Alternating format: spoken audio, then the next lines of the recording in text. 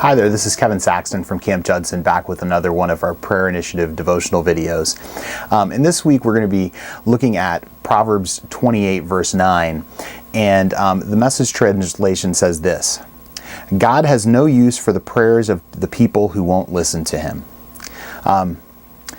This seems like a pretty harsh word on prayer from Proverbs. But when we think about it, sometimes we know what we should do. We pray and we ask God for wisdom. We pray and ask God for guidance. We pray and ask God for help in a particular situation. But sometimes we don't listen to Him, either what He's calling us to do through the Scriptures, and what Jesus tells us how we should live. Sometimes we don't want to take the time to stop and actually listen to God. We just pray and pray and pray, and talk to God, but we don't take time to actually listen and quiet ourselves and hear what God might be trying to say to us and what God might be calling us to do.